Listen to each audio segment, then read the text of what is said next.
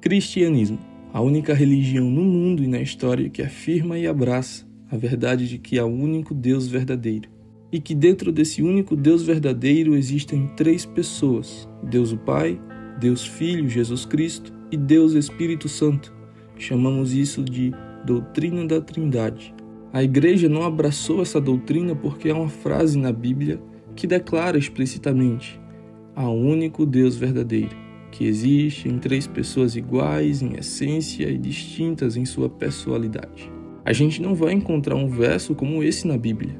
A razão pela qual a Igreja tem afirmado e defendido a doutrina da Trindade ao longo dos séculos não é porque há um parágrafo que descreve com precisão essa doutrina, mas porque as Escrituras ensinam essa verdade de forma incansável. A Bíblia afirma sem hesitação que há um único e verdadeiro Deus vivo. Ao mesmo tempo, ela declara que o Pai é Deus, o Filho é Deus e o Espírito Santo é Deus, e que eles são pessoas distintas. Essa verdade está espalhada por toda a Bíblia, de Gênesis a Apocalipse, mostrando repetidamente que há um único Deus, que o Pai é Deus, que o Filho é Deus e que o Espírito Santo é Deus, e que eles não são a mesma pessoa, mas três pessoas que se relacionam entre si, sendo um só Deus. Essa é a única razão pela qual a Igreja abraça essa verdade e derramou seu sangue sobre ela. Não porque queremos criar um sistema teológico complexo, mas porque estamos comprometidos em ver a Bíblia como um todo. Queremos afirmar tudo o que as Escrituras dizem sobre Deus. E por isso somos levados à seguinte conclusão: há um único Deus.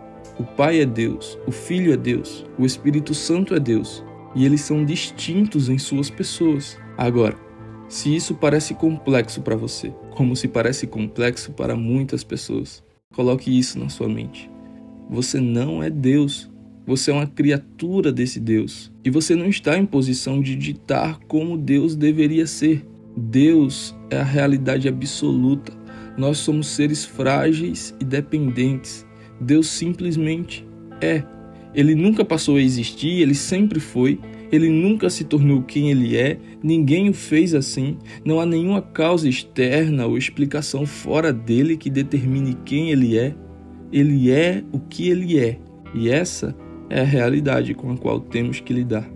Nosso papel não é dizer a Deus como ele deve ser, mas aprender como ele é. E então devemos ajustar as nossas mentes e os nossos corações a essa realidade. Ele nos fez para conhecê-lo, adorá-lo e nos conformarmos com a sua verdade. E à medida que mergulhamos na Bíblia, percebemos que a segunda pessoa da Trindade, o Filho, e a terceira pessoa, o Espírito Santo, estão fortemente presentes nas Escrituras, especialmente em Romanos 8.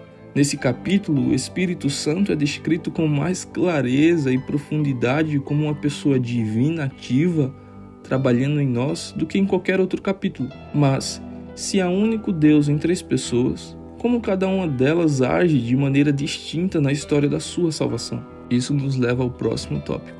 Se existe um capítulo que descreve a interação da Trindade na nossa vida, esse capítulo é Romanos 8. Ele revela como o Pai, o Filho e o Espírito Santo trabalham juntos para garantir nossa salvação, nossa transformação e nossa esperança final na glória.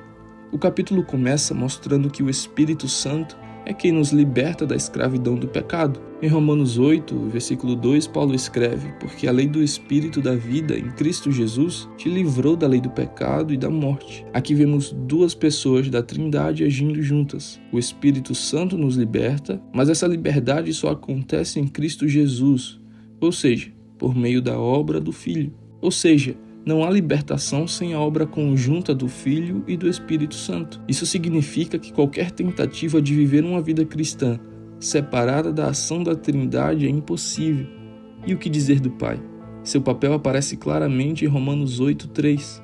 Porquanto o que fora impossível à lei, o que estava enferma pela carne, isso Deus fez, enviando seu próprio Filho em semelhança de carne do pecado, e no tocante ao pecado, e com efeito, condenou Deus na carne o pecado. Agora vemos o Pai tomando a iniciativa de enviar o Filho. O Pai age, o Filho executa e o Espírito Santo aplica essa obra em nós. Mas o que isso significa na prática? Significa que não há cristianismo sem a Trindade. Deus não apenas salva, mas Ele salva de uma maneira trinitária. Se você quiser compreender o que Deus está fazendo na sua vida, você precisa enxergar a ação do Pai, a obra do Filho e o poder do Espírito trabalhando juntos. Mas qual é o papel do Espírito Santo dentro desse plano? Como ele atua diretamente na vida do crente? É exatamente isso que veremos no próximo tópico. Se há uma coisa que Romanos 8 deixa absolutamente clara, é que a vida cristã é impossível sem o Espírito Santo. Se você está tentando viver a sua fé apenas com seu próprio esforço, sem depender do Espírito, você está fadado ao fracasso. Paulo, ele não apenas menciona o Espírito Santo em Romanos 8, mas ele fala dele constantemente.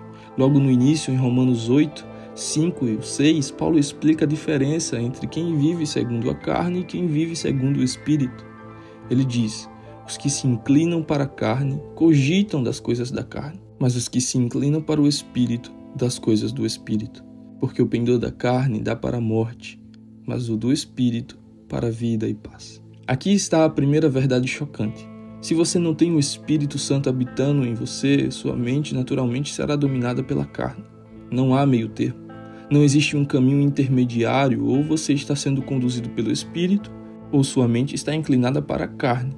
Mas o que significa se inclinar para o Espírito? Significa que o Espírito Santo não é apenas um conceito teológico distante, mas uma pessoa que governa sua mente, seus desejos, sua vida.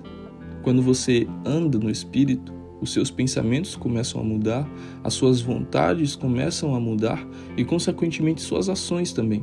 Paulo ele reforça isso de forma ainda mais direta em Romanos 8, versículo 9, quando ele diz: vós, porém, não estáis na carne, mas no Espírito, se de fato o Espírito de Deus habita em vós.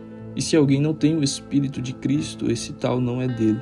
Ou seja, não há cristianismo verdadeiro sem o Espírito Santo. Ele não é um extra na vida cristã.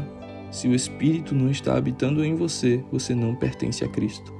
Isso significa que a conversão não é apenas um ato externo de levantar a mão em um culto ou dizer algumas palavras. A verdadeira conversão acontece quando o Espírito Santo entra e passa a transformar o seu coração de dentro para fora. Mas o que acontece quando esse Espírito habita em nós? Qual é o impacto real disso? É exatamente isso que veremos no próximo tópico.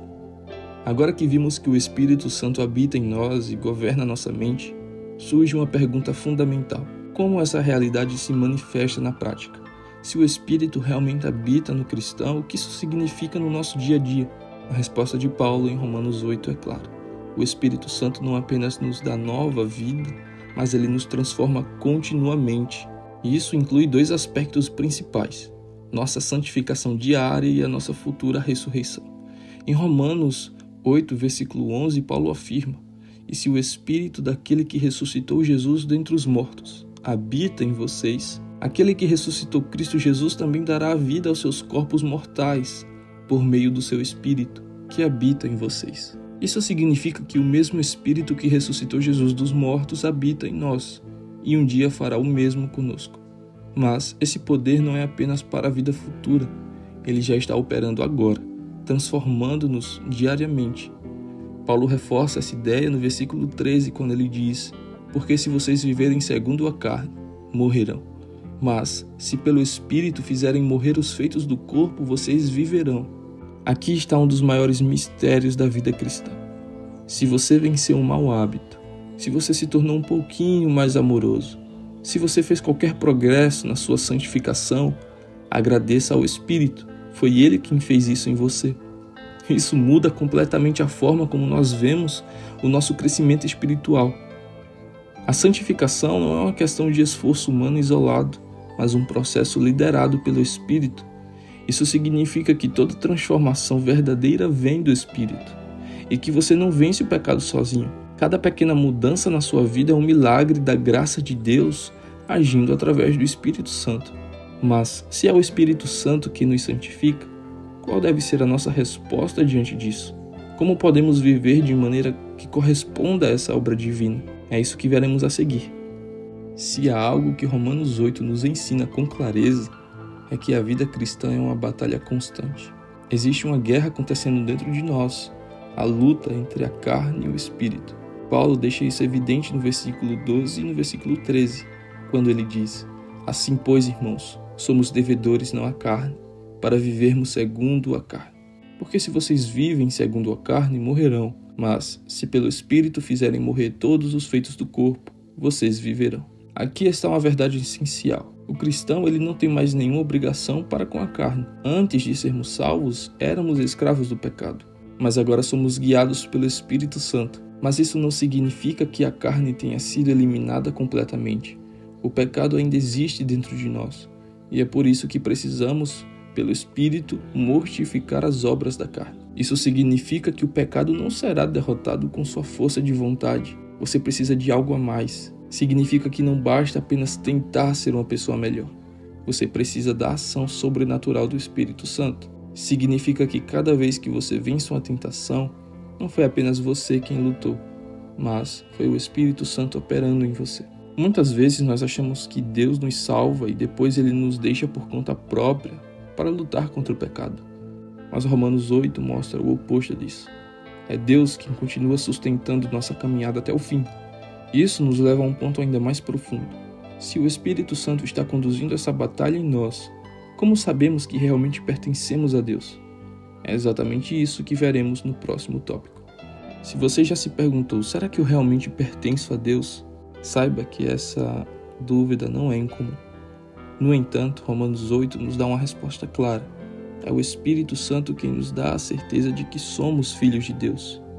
Paulo afirma isso de maneira poderosa em Romanos 8, 14 ao 16, quando ele diz: pois todos os que são guiados pelo Espírito de Deus são filhos de Deus. Porque vocês não receberam um espírito de escravidão para outra vez estarem com medo, mas receberam um espírito de adoção, pelo qual clamamos: Abba, Pai. O próprio Espírito testifica com o nosso espírito que somos filhos de Deus. O que esse texto ele nos ensina? Primeiro, o Espírito Santo nos guia. Ser guiado pelo Espírito não significa apenas tomar boas decisões ou sentir paz interior. Significa viver debaixo do governo do Espírito, lutando contra o pecado e sendo transformado diariamente. Segundo, o Espírito ele nos dá um novo relacionamento com Deus. Antes éramos escravos do pecado, inimigos de Deus, mas agora somos filhos adotados por Deus. Isso significa que nossa relação com Deus não é baseada no medo, mas na intimidade de um Pai amoroso. Terceiro, o Espírito testifica em nosso espírito. Isso significa que a verdadeira segurança da salvação vem da ação do Espírito dentro de nós. Se você realmente pertence a Cristo, o Espírito Santo dentro de você confirma essa verdade, gerando amor por Deus e desejo de conhecê-lo melhor. Aí você pode se perguntar: e se eu não sinto essa certeza, Gabs? O que eu faço? Se você já teve dúvidas sobre sua salvação, a resposta não está em olhar para suas emoções, mas para a obra do Espírito em sua vida. Você tem visto transformação? Você tem sede por Deus? Você luta contra o seu pecado? Isso são evidências da ação do Espírito Santo, e Ele mesmo testifica que você é filho de Deus. Mas essa verdade não para por aqui. Se somos filhos, então somos também herdeiros, e isso nos leva a um clímax da nossa jornada, o destino final dos filhos de Deus.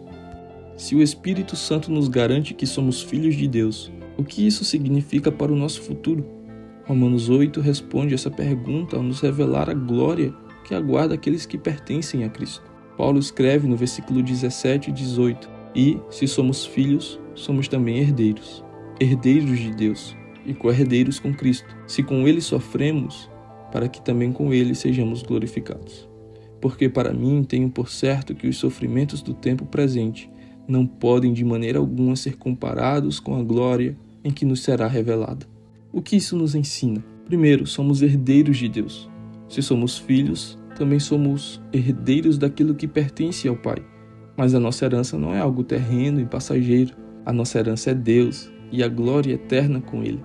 Segundo, o sofrimento é temporário, mas a glória é eterna.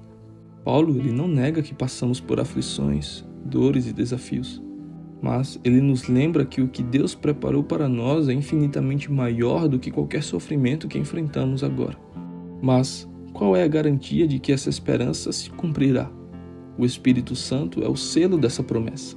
Paulo escreve em Romanos 8, 23 e 24, e não somente ela, mas também nós, que temos as primícias do Espírito, igualmente gememos em nosso íntimo, aguardando a adoção de filhos, a redenção do nosso corpo, porque na esperança fomos salvos. O que isso significa? Que o Espírito Santo é a garantia de que Deus vai cumprir tudo o que prometeu. Ele é as primícias, ou seja, a prova inicial de que nossa herança final é real e segura. E o que fazemos enquanto esperamos essa redenção final? Vivemos pela fé, sabendo que o Espírito Santo nos fortalece. Perseveramos na santificação, sabendo que Deus está nos transformando todos os dias. Confiamos que no tempo certo Deus cumprirá tudo o que Ele prometeu. E é com essa esperança que encerramos Romanos 8.